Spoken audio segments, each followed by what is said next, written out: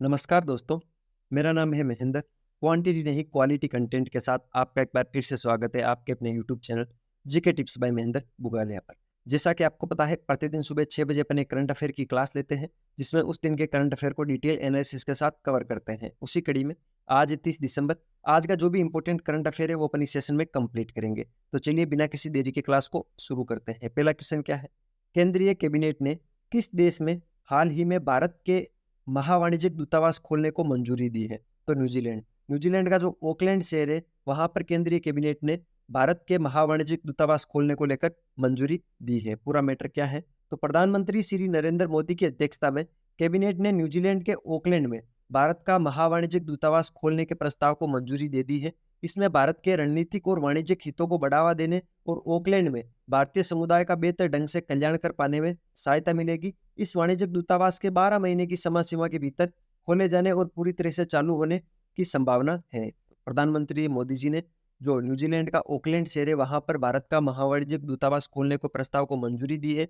इससे भारत के रणनीतिक और वाणिज्यिक हितों को बढ़ावा मिलेगा। ऑकलैंड के अंदर जो भारतीय समुदाय के लोग रहते हैं, उनका बेहतर ढंग से कल्याण हो पाएगा और 12 महीने में इसको चालू किया जाएगा। अगला क्वेश्चन क्या है? केंद्रीय मंत्रिमंडल किस देश के साथ प्रवासन और आवाजाही समझौते को मंजूरी दी है? तो इटली। केंद्रीय मंत्रिमंडल ने इटली देश के साथ प्रवासन और आवाजाही समझौते को लेकर मंजूरी दी है। ये जिस टाइम की फोटो है, जिस टाइम ये मंजूरी दी गई थी। पूरा मैटर क्या है? प्रधानमंत्री श्री नरेंद्र मोदी की अध्यक्षता में केंद्रीय मंत्रिमंडल ने भारत सरकार और इटली सरकार के बीच प्रवासन और आवाजाही समझौते पर हस्ताक्षर और उसकी पुष्टि करने से संबंधित विदेश मंत्रालय के प्रस्ताव को अपनी पूर्वव्यापी मंजूरी दे दी है। इस समझौते से लोगों के बीच परस्पर संपर्क में वृद्धि होगी। विद्यार्थी, कुशल कामगारों, कारोबारियों और युवा पेशेवरों की आवाजाही को बढ़ावा मिलेगा और दोनों पक्षों के बीच अनियमित प्रवासन से संबंधित मुद्दों पर सहयोग को मंजूरी मिलेगी। इस पूरा मैटर का सार ये था। अगला क्वेश्चन क्या है? कोटक महिंद्रा बैंक का नया अध्यक्ष किसे नियुक्त किया गया है? तो CS राजन को। CS राजन को कोटक महिंद्रा बैंक का नया अध्यक्ष नियुक्त किया गया है। यह CS राजन जी की फोटो है। पूरा मैटर क्या है? तो भारतीय रिजर्व बैंक ने कोटक महिंद्रा बैंक के अंशकालिक अध्यक्ष के रूप में CS राजन की नियुक्ति को मंजूरी दे दी है। उनका कार्यकाल 1 जनवरी 2024 से शुरू होगा और 2 वर्षों तक चलेगा। तो राजन साहब का कार्यकाल है 1 जनवरी 2024 से, यानी कल नहीं परसों से उनका कार्यकाल शुरू होगा और 2 वर्ष तक चलेगा।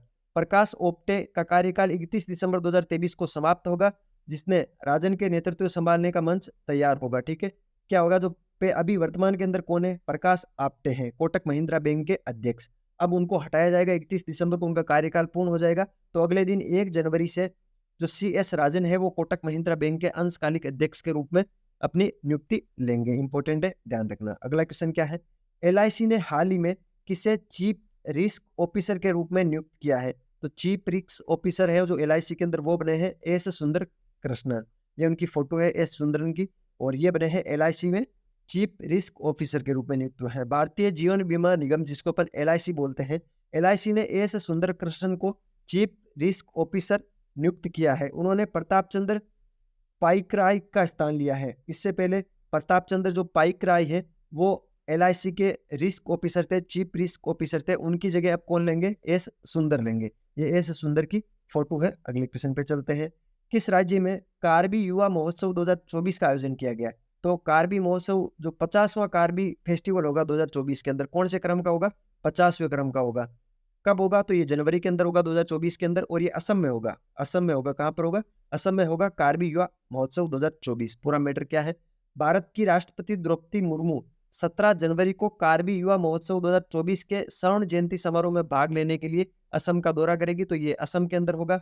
ये कार्यक्रम असम के कार्बी आंगलोग जिले के तारालांगसू में होगा। कहाँ पर होगा? कार्बी आंगलोग जिले के तारालांगसू के अंदर ये कार्यक्रम होगा। 17 जनवरी को होगा, और इसके अंदर मुख्य अतिथि कौन है? राष्ट्रपति द्रौपदी मुर्मू है। असम के अंदर ये प्रोग्राम होना है। और ये जो कार्बी युवा महोत्सव 2024 में होगा वो 50वां है, 50वें क्रम का कार्बी युवा महोत्सव होगा। अगले क्वेश्चन पे चलते हैं। देश या मुर्कोपो द्रविड़ कंगडम, ठीक है, जिसको अपन शॉर्ट में क्या बोलते हैं? DMDK, ये एक पार्टी है। उसके संस्थापक कौन थे जिनका हाल ही में निधन हो गया है? तो विजयकांत का भी कल निधन हुआ है, जो कि DMDK पार्टी के संस्थापक थे और एक्टर भी थे। ये उनकी फोटो है। साउथ के बहुत जाने माने एक्टर हैं विजयकांत। पूरा मैटर क्या है? तमिलनाडु में देश या मुर्पोकू द्रविड़ कंगडम DMDK के प्रमुख कैप्टन विजयकांत का चेन्नई में निधन हो गया है। वे हाल ही में कोरोना की चपेट में आ गए थे। अभिनेता और राजनेता की कोरोना की टेस्ट रिपोर्ट पॉजिटिव आई थी। ये एक अभिनेता भी है और राजनेता भी है। तो विजयकांत का भी निधन हुआ है। ये उनकी फोटो है। अगले क्वेश्चन पे चलते हैं। हाल ही में नाम बदलने के बाद अयोध्या जंक्शन रेलवे स्टेशन का नया नाम क्या है? जो अयोध्या जंक्शन रेलवे स्टेशन है उसका नया नाम क्या रखा गया है? तो अयोध्या धाम स्टेशन रखा गया है। आपको पता है मोदी जी ने आज ही इसका अनावरण किया है, यानी कल 31 दिसंबर को कल इसका अनावरण होगा और इसका नाम परिवर्तन हुआ है अयोध्या धाम स्टेशन। पूरा मैटर क्या है? हाल ही में बदले गए नाम के बाद अयोध्या जंक्शन रेलवे स्टेशन का नया नाम अयोध्या धाम रखा गया है। यह नामकरण 22 जनवरी को उत्तर प्रदेश के अयोध्या में होने वाले रामलला प्राण प्रतिष्ठा समारोह से पहले हो रहा है। इस बदलाव की घोषणा इंडियन रेलवे कॉन्फ्रेंस एसोसिएशन ने एक आधिकारिक बयान के जरिए की है। 22 जनवरी को जो राम मंदिर बन रहा है अयोध्या में, उसका प्रतिष्ठान समारोह है। उससे पहले इसका नाम चेंज किया गया है। किसका नाम चेंज किया गया है? अयोध्या जंक्शन रेलवे स्टेशन का नाम रखा गया है अयोध्या धाम। महत्वपूर्ण बात यह है कि स्टेशन को पहले सौंपा गया वर्णमाला कोड AY नाम बदलने के बावजूद अपरिवर्तित है। आपको पता होना चाहिए प्रत्येक रेलवे स्टेशन का एक कोड होता है, ठीक है, वर्णमाला कोड होता है। जैसे अयोध्या रेलवे स्टेशन का वर्णमाला कोड AY था, नाम परिवर्तन हुआ है लेकिन जो कोड है वर्णमाला का वो अपरिवर्तित है। प्रधानमंत्री नरेंद्र मोदी 30 दिसंबर को इस नए नामित रेलवे स्टेशन का उद्घाटन करने वाले हैं, यानी आज इस रेलवे स्टेशन का उद्घाटन होने वाला है। इस प्रकार नव पुनर्विकसित रेलवे स्टेशन शहर के गहरे आध्यात्मिक और सांस्कृतिक महत्व के अनुरूप ही रखा गया है। आपको पता है अयोध्या नगरी राम की नगरी है, तो उनके नाम पर ही इनको रखा गया है। अगला question, man of the year 2023 का पुरस्कार किसको मिला है? तो वो मिला है LP हेमंत के श्रीनिवासु लू को, ठीक है। LP हेमंत को मिला है मैन ऑफ द ईयर 2023 का अवार्ड। ये अमित शाह जी इनको ये अवार्ड दे रहे हैं। क्यों मिला है, क्या मैटर है, अगली स्लाइड पे समझते हैं। श्री LP हेमंत को व्यापार, कूटनीति और वैश्विक आर्थिक संबंधों में उनके महत्वपूर्ण योगदान के लिए भारत के गृह मंत्री द्वारा मैन ऑफ द ईयर 2023 के पुरस्कार से सम्मानित किया गया है। इस क्वेश्चन को 3 स्टार लगा लेना, एक क्वेश्चन पूछा जा सकता है। वे लैटिन अमेरिका और कैरेबियन व्यापार परिषद के निदेशक भी हैं। अंतर्राष्ट्रीय व्यापार की चुनौतियों का सफलतापूर्वक सामना करते हुए विभिन्न बहुराष्ट्रीय निगमों में महत्वपूर्ण भूमिका निभाई है LP हेमंत जी ने। तो इनको मिला है मैन ऑफ द ईयर 2023 का अवार्ड। और किनके द्वारा दिया गया है? गृह मंत्री अमित शाह के द्वारा इनको ये अवार्ड दिया गया है। अगला क्वेश्चन क्या है? केंद्रीय औद्योगिक सुरक्षा बल की प्रमुख बनने वाली पहली महिला कौन बनी है? तो केंद्रीय औद्योगिक सुरक्षा बल की प्रमुख बनने वाली पहली महिला बनी है नीना सिंह। ये राजस्थान केंद्र की IPS अधिकारी है नीना सिंह। इनकी ये फोटो है। पूरा मैटर क्या है, इसको समझने से पहले मैं आपको 2-3 जो आयोग है उनके जो वर्तमान में अध्यक्ष है उनके बारे में मैं बता देता हूं। उनके प्रमुख कौन है उनके बारे में आपको बता देता हूं। IPS अधिकारी राहुल रसगोत्रा को भारत तिब्बत सीमा पुलिस ITBP का महानिदेशक नियुक्त किया गया है। ये भी हाल ही में इनकी नियुक्ति हुई है, तो ये इंपॉर्टेंट है, 3 स्टार लगा लेना। क्वेश्चन पूछा जा सकता है कि IPS अधिकारी राहुल रसगोत्रा को भारत तिब्बत सीमा पुलिस ITBP का महानिदेशक नियुक्त किया गया है।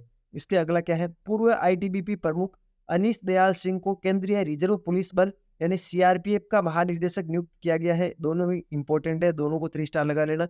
ये तीनों नियुक्तियां, इनमें से क्वेश्चन पूछा जाएगा। एक तो जो पूर्व ITBP के प्रमुख थे अनीश दयाल सिंह, उनको केंद्रीय रिजर्व पुलिस यानी CRPF का महानिदेशक नियुक्त किया गया है। और IPS अधिकारी राहुल रसगोत्रा को भारत तिब्बत सीमा पुलिस जिसको ITBP बोलते हैं उसका महानिदेशक नियुक्त किया गया है।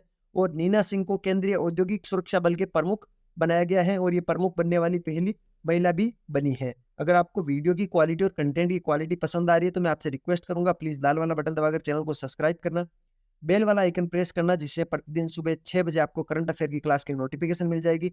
इसके अलावा प्रतिदिन अपना एक सेशन और होता है जो अलग अलग सब्जेक्ट पर इंपॉर्टेंट क्वेश्चंस पर अपन चर्चा करते हैं, वो भी आप देख सकते हो। प्ले लिस्ट सेक्शन में जाना, वहां पर अलग अलग सब्जेक्ट की प्ले लिस्ट है। वहां पर कई सब्जेक्टों के इंपॉर्टेंट क्वेश्चंस मिलेंगे, कई सब्जेक्टों के कुछ ऐसे टॉपिक्स होंगे जो हार्ड है, उनको शॉर्ट नोट्स के माध्यम से कवर करते हैं, तो उनको आप देख सकते हो। अच्छे अच्छे कमेंट किया करो। अगला क्वेश्चन क्या है?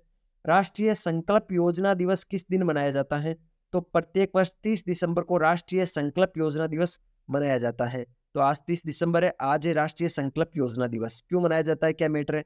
हर साल 30 दिसंबर को दुनिया भर में राष्ट्रीय संकल्प योजना दिवस मनाया जाता है। यह संकल्प लेने का दिन है जिसमें कई लोग अगले वर्ष के लिए अपने लक्ष्य को निर्धारित करते हैं। आपको पता है 2023 जाने वाली है, 2024 आने वाली है। उससे पहले 30 दिसंबर को प्रतिवर्ष अपन राष्ट्रीय संकल्प योजना दिवस मनाते हैं। और उस दिन क्या करते हैं, इस दिवस को अपन कुछ संकल्प लेते हैं और अगले वर्ष के लिए कुछ लक्ष्यों का निर्धारण करते हैं। जैसे आपका लक्ष्य क्या है कि अगले साल, मेरा लक्ष्य है कि अगले साल आपको प्रतिदिन करंट अफेयर पढ़ाऊंगा और अच्छी-अच्छी क्लासेस दूंगा। अब आप भी लक्ष्य बना लो कि चैनल को सब्सक्राइब कर देंगे और प्रतिदिन हम पढ़ेंगे और नौकरी पालेंगे। अगला क्वेश्चन क्या है? दुनिया की सबसे बड़ी जमीनी स्तर की तेल रिफाइनरी और एक महत्वपूर्ण पेट्रोकेमिकल कॉम्प्लेक्स की उपस्थिति के कारण किस भारतीय राज्य को देश की पेट्रो राजधानी के रूप में मान्यता दी गई है? तो गुजरात। जो गुजरात राज्य है वहां पर दुनिया की सबसे बड़ी जमीनी स्तर की तेल रिफाइनरी है और एक महत्वपूर्ण पेट्रोकेमिकल कॉम्प्लेक्स है। इसकी उपस्थिति के कारण गुजरात को देश की पेट्रो राजधानी के रूप में मान्यता दी गई है। पूरा मैटर क्या है? गुजरात को पेट्रो राजधानी कहा जाता है क्योंकि यहाँ विश्व की सबसे बड़ी तेल रिफाइनरी और पेट्रोकेमिकल कॉम्प्लेक्स है। कौन सी तो रिफाइनरी है, कौन सा कॉम्प्लेक्स है, अपन चर्चा कर लेते हैं। जामनगर में विश्व की सबसे बड़ी तेल रिफाइनरी और भरूच जिले में ओपाल पेट्रोकेमिकल कॉम्प्लेक्स के कारण गुजरात को भारत की पेट्रो राजधानी कहा जाता है। तो जामनगर विश्व की सबसे बड़ी तेल रिफाइनरी है और भरूच जिले के अंदर जो ओपाल पेट्रोकेमिकल कॉम्प्लेक्स है उसके कारण गुजरात को भारत की पेट्रो राजधानी कहा जाता है। रिलायंस इंडस्ट्रीज की जामनगर रिफाइनरी विश्व की सबसे बड़ी और इसमें कच्चे प्रसंस्करण क्षमता 1.4 मिलियन बैरल की प्रतिदिन है। यहाँ विभिन्न उत्प्रेरक संयंत्र और गैसीकरण संयंत्र भी उपस्थित है। तो ये था दिसंबर का इंपॉर्टेंट करंट अफेयर। अगर आपको वीडियो की क्वालिटी और कंटेंट की क्वालिटी पसंद आई तो प्लीज चैनल को सब्सक्राइब करना, बेल वाला आइकन जरूर प्रेस करना, एक अच्छा सा कमेंट करना। मिलते हैं कल फिर नए सेशन के साथ। तब तक अपनी पढ़ाई जारी रखो, स्वास्थ्य का ध्यान रखो। Take care. जय हिंद।